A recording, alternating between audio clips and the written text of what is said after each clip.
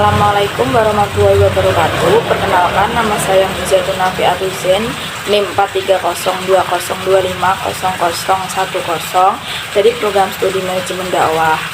Sebelumnya saya berterima kasih kepada dosen pengampu mata kuliah filsafat dakwah yaitu Bapak Ahmad Minan Jibrin karena telah memberikan tugas UTS ini kepada kelas 1K MD manajemen dakwah.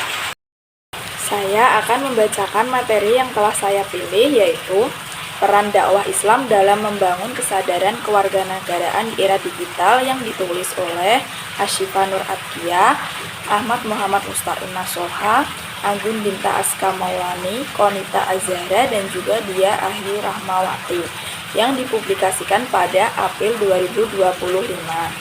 Yang pertama, saya akan membacakan ringkasan isi, yaitu konteks dan tantangan era digital. Era digital telah membawa perubahan besar dalam cara masyarakat berinteraksi, dalam memperoleh informasi dan membentuk kesadaran sosial serta kewarganegaraan.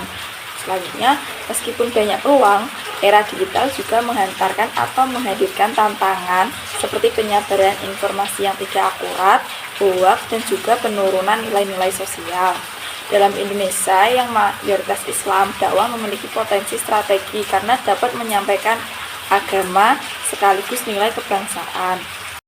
Nah, selanjutnya peran dakwah Islam dalam kewarganegaraan, di mana dakwah dalam Islam tidak hanya sebagai penyampaian ajaran keagamaan, tapi juga sebagai sarana pendidikan, menyadarkan warga negara tentang hak dan kewajiban sebagai warga negara, tanggung jawab sosial, persatuan, dan toleransi.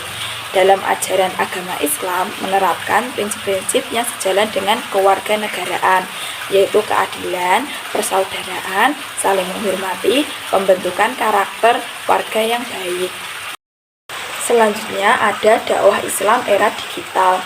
Dakwah digital bisa menggunakan media sosial seperti YouTube, Instagram, TikTok, atau artikel, jurnal, atau aplikasi-aplikasi yang memungkinkan penyebarannya cepat meluas ke khalayak umum. Nah, aktivitas dakwah digital juga membahas tema kewarganegaraan seperti toleransi, demokrasi, dan kewajiban warga negara, persatuan, dan lain-lain.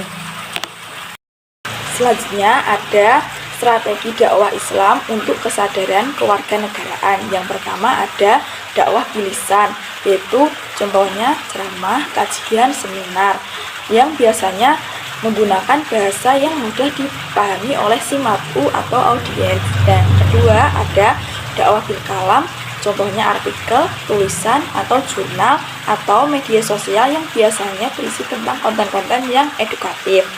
Nah, yang ketiga ada dakwah bil hal, teladan dan aksi nyata. Artinya, seorang dai menunjukkan perilaku dan tindakan yang mencemirkan nilai keislaman dan kewarganegaraan seperti disiplin, kepedulian dalam sesama. Nah, yang kedua ada tujuan. Tujuan penulisan dari jurnal tersebut yaitu yang pertama ada memberikan kontribusi bagi pengembangan strategi dakwah yang efektif dan relevan, sekaligus mendukung pembentukan karakter warga negara yang baik menurut ajaran Islam. Yang kedua ada untuk menyelidiki bagaimana dakwah Islam dapat berperan dalam membangun kesadaran kewarganegaraan era digital. Nah, yang ketiga ada metode penelitian. Jadi jurnal tersebut menggunakan metode kualitatif dengan tujuan untuk memahami fenomena sosial dalam konteks dakwah Islam di era digital. Dan yang kedua ada pendekatan studi kasus, artinya penelitian mendalam terhadap aktivitas dakwah digital oleh podcast, YouTube, TikTok, Instagram, dan lain-lain. Nah, yang ketiga ada studi literatur sebagai data sekunder, artinya artikel ini diperkuat dengan kajian atau pustaka sebagai bagian dari pengumpulan data. Yang keempat ada hasil utama dari penulisan jurnal tersebut. Yang pertama ada dakwah Islam yang memanfaatkan media digital memiliki potensi besar untuk membangun kesadaran kewarganegaraan. Yang kedua, memanfaatkan teknologi digital secara maksimal dan mengedepankan nilai-nilai Islam. Yang ketiga ada nilai-nilai Islam seperti keadilan, persaudaraan, dan penghormatan terhadap sesama. Nah, yang kelima ada kelebihan dari penulisan jurnal tersebut. Yang pertama ada topik yang relevan. Nah, yang kedua ada pendekatan yang cukup sistematis. Artinya, jurnal tersebut menyajikan kerangka dimulai dari pendahuluan, metode, pembahasan, penutup, dan saran. Yang ketiga ada terdapat uraian strategi dakwah digital seperti tadi dakwah bilisan, dakwah bil kalam, dakwah bil hal. Nah, yang keempat ada basis nilai-nilai moral dan keislaman yang jelas. Artinya, artikel ini mengingatkan nilai-nilai Islam agar kita menjaga perdamaian dan menghormati hukum negara. Nah, yang keenam ada kelemahan dari penulisan jurnal tersebut.